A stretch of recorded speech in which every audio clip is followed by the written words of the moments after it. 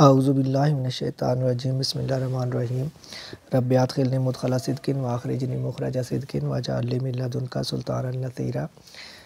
आप लोगों के लिए आप लोगों की ख्वाहिश को मद्देनज़र रखते हुए और आपकी कॉन्सेप्चुअल तैयारी के लिए मैंने सोचा है कि परवेज़ इक़बाल साहिब की जो बुक, जिसको मैं हमेशा रेकमेंड करता रहा हूँ, हेड मास्टर हेड मिस्ट्रेस और एसएस एजुकेशन के साथ साथ लेक्चरर एजुकेशन की तैयारी के लिए बेस्ट बुक है। और आपको बता चुका हूँ कि हमने अपनी तैयारी के लिए अपनी सिलेक्शन में भी मैंने इसी से तैयारी की थी। दुआ होगी कि अल्लाह ताला आपको कामयाब करे। इसके कुछ चैप्टर्स का मैं आगाज़ कर रहा हूँ और फीडबैक दीजिएगा। अगर आपको इसका कोई फ़ायदा हुआ तो मैं इसके तमाम चैप्टर्स की वीडियो आपको प्रेजेंट कर दूँगा। तो हिस्ट्री ऑफ एजुकेशन का जो चैप्टर है, इसके 12 चैप्टर हैं और सारे ही बड़ी इंपॉर्टेंट हैं। एजुकेशन इन एंशिएंट ग्रीस हमें वो बता रहा है कि इसमें एजुकेशन का जो निज़ाम था वो किस तरह का था। और मज़े की बात यह है कि मेरे इंटरव्यू में उन्होंने मुझसे जो सवाल किए थे उनमें ये भी सवाल था कि एथेंस और स्पार्टा का जो एजुकेशन का निज़ाम था उसमें क्या फ़र्क था। उसमें कुछ क्वेश्चंस उन्होंने किए थे उसके जवाब भी साथ साथ में डिस्कस होंगे। तो यहाँ पर एथेनियन सिस्टम ऑफ एजुकेशन की जब हम बात करते हैं तो education played a vital role in ancient Greek life. जो एंशिएंट ग्रीक लाइफ थी उसमें एजुकेशन का किरदार बड़ा अहम था, इम्पॉर्टेंट था।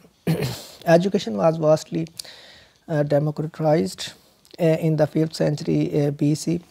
जो एजुकेशन है उसको डेमोक्रेटाइज्ड किया गया 5वीं सदी कबल मसीह में, influenced by the sophists Plato and Socrates. There were two types of education in ancient Greece.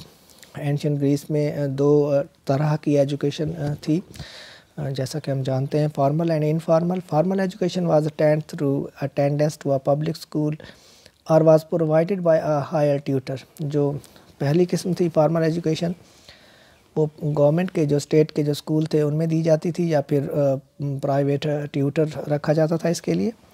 जबकि informal education was provided by an unpaid teacher and occurred in non public setting. Greek education focused heavily on training the entire person, which included education of the mind, body and imagination.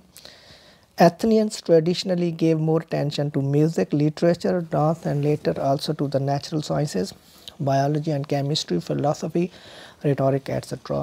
तो इसमें वो कह रहा है कि education का बड़ा अहम किरदार था एंशिएंट ग्रीस में। दो तरह की एजुकेशन होती थी, फॉर्मल और इनफॉर्मल। फॉर्मल एजुकेशन वो होती है जो किसी स्कूल या इदारे में दी जाती है, जबकि जो इनफॉर्मल एजुकेशन थी वो नॉन पब्लिक सेटिंग में दी जाती थी। और इस पर ज़्यादातर जो इन्हिसार था उसमें जो शामिल था वो माइंड, बॉडी एंड इमेजिनेशन की ट्रेनिंग थी। और जिन सब्जेक्ट्स पर फोकस किया जाता था वो म्यूज़िक, लिटरेचर, डांस थे और उसके साथ natural sciences, biology and chemistry थी। इसके बाद उनके जो एजुकेशन का निज़ाम था उसमें एलिमेंट्री एजुकेशन का जो पार्ट था वो हम देखेंगे कि उसमें कौन कौन सी चीज़ें सिखाई जाती थी। In their early age Athenian children were taught at home. सबसे पहले इब्तदाई जो उनकी तालीम है वो घर में होती थी। They were taught basic morals until they began elementary education at approximately 7 years of age. फिर उन्हें अखलाकियात सिखाए जाते थे यहाँ तक कि उनकी जो उम्र है तकरीबन 7 साल की हो जाती थी। Children were taught how to read and write as well as how to count and draw. तो उन्हें पढ़ना, लिखना और ड्रा करना और काउंटिंग सिखाई जाती थी। Taught letters and then syllables followed by words and sentences. फिर उन्हें syllables और हरूफ सिखाए जाते थे जिसके बाद अल्फाज होते और उसको मिलाकर जुमला कैसे बनाया जाता है ये सिखाया जाता था।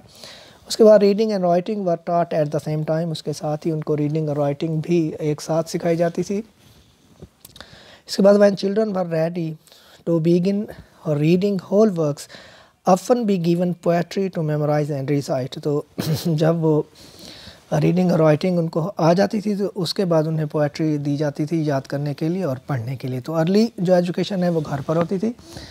उसके बाद उनको बेसिक मॉरल जो है 7 साल की उम्र तक सिखाए जाते थे, एलिमेंट्री लेवल तक। उसके बाद बच्चों को लिखना और पढ़ना सिखाया जाता था जिसमें उनकी जो बेसिक चीज़ें हैं लेटर्स, हरूफ और सिलेबल सिखाए जाते थे। उसके बाद रीडिंग और राइटिंग को एट द सेम टाइम सिखाया जाता था, दोनों साथ साथ चलाए जाते थे। और जब वो रीडिंग कर लेते थे तो उसके बाद उन्हें याद करने के लिए दी जाती थी पोएट्री।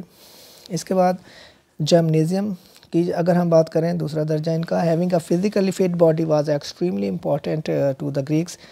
ग्रीक्स के लिए फ़िज़िकल फ़िटनेस बहुत अहमियत की हामिल थी। Eventually the boys would begin training at the gymnasium, तो बच्चे जो लड़के थे वो जिम्नेज़ियम में ट्रेनिंग हासिल करते। Preparation for war and good health at an old age, gymnasium में वो ट्रेनिंग करते। उसके बाद जंग और जो गुड हेल्थ है वो उनकी बाकी उम्र में होती थी। Traditionally attendance at the gymnasium completed the majority of post elementary education. इनकी जो पोस्ट एलिमेंट्री एजुकेशन है वो ज़्यादातर जिम्नेज़ियम में कंप्लीट होती थी। इसके बाद है सेकेंडरी। तो सेकेंडरी एजुकेशन जिम्नेज़ियम के बाद पहले हमने एलिमेंट्री एजुकेशन देखी, फिर उसके बाद अब सेकेंडरी एजुकेशन क्या थी और किस तरह से दी जाती थी। After 14 years old boys from rich families had the option of attending secondary school। तो जो अमीर ख़ानदानों के लोग थे उन्हें सेकेंडरी स्कूल में दाखिल होने की ऑप्शन होती थी। यहाँ पर जो पुअर फैमिलीज़ के बच्चे उनको उनके साथ क्या किया जाता था, जो उनको क्या पढ़ाया जाता था, वो भी अभी हम सीखेंगे। इसके बाद secondary education included subjects such as natural sciences, rhetoric, the art of speaking or writing effectively, geometry, sophistry, astronomy and meteorology जो है वो उन्हें सिखाई जाती थी। तो इसमें मेteorology की बात हम करेंगे तो ये जो मौसमियात है उसके बारे में सिखाया जाता था उनकी सेकेंडरी एजुकेशन में। इसके अलावा स्पीकिंग और राइटिंग का फ़न था, ज्योमेट्री थी, एस्ट्रोनॉमी थी। इसके बाद एथनियंस believed that intellectual education was a key component of a person's identity, making up a significant part of a person's reputation। उनका ख़याल था, वो बहुत ज़्यादा जो अहमियत देते थे वो इंटेलेक्चुअल एजुकेशन को देते थे कि इंटेलेक्चुअली अगर एक बंदा काबिल होगा, बेहतरीन होगा, तो उसकी जो रेपुटेशन है वो बेहतर होगी और वो ही would be able to become a better human being. तो ये था उनका सेकेंडरी एजुकेशन कि 14 ईयर्स में शुरू जो उनकी रिच फैमिलीज़ थी उनको सेकेंडरी एजुकेशन में दाखिला की ऑप्शन होती थी। सेकेंडरी एजुकेशन में subjects natural sciences, rhetoric, geometry, sophistry, astronomy और मेरियोलॉजी पढ़ाए जाते थे। उसके बाद जो उनका मेन फोकस है वो उनकी इंटेलेक्चुअल एजुकेशन पर था। इसके बाद है post secondary.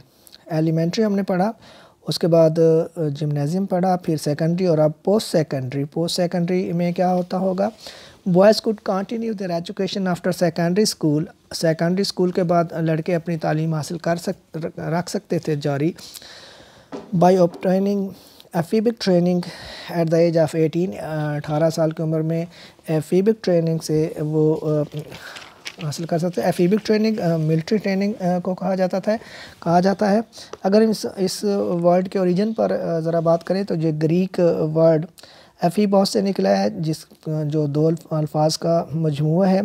AP which mean upon and hebe which means youth और पॉवर्टी, यूथ और पॉवर्टी को। और ये जो मिलिट्री का जो निज़ाम था ट्रेनिंग का उसको एफेबिक ट्रेनिंग कहा जाता था। तो अगर कुछ लड़के जो विलिंग होते सेकेंडरी के बाद पोस्ट सेकेंडरी के लिए 18 साल की उम्र में उन्हें फेबिक ट्रेनिंग के ज़रिए वो अपनी तालीम को जारी रख सकते थे। In this century, ephemic training began as a military education, followed by 2 years of military service। ये जो ephemic training थी ये military training थी और इसके बाद 2 years उससे military service करना लाजमी होता था। Later, however, more advanced academic schooling was included। उसके बाद उनकी जो more academic advance जो है तालीम वो जारी रख सकते थे। तो पोस्ट सेकेंडरी की अगर हम इसको दोबारा देखें तो इसमें लड़के वो जो चाहते थे सेकेंडरी के बाद पोस्ट सेकेंडरी में जाना तो उनकी फैबिक ट्रेनिंग होती थी। फैबिक ट्रेनिंग हम सीख चुके हैं कि ये मिलिट्री ट्रेनिंग होती थी बहुत सख्त किस्म की। और उसके बाद इसके बाद वो 2 साल की मिलिट्री सर्विस करने के पाबंद होते थे।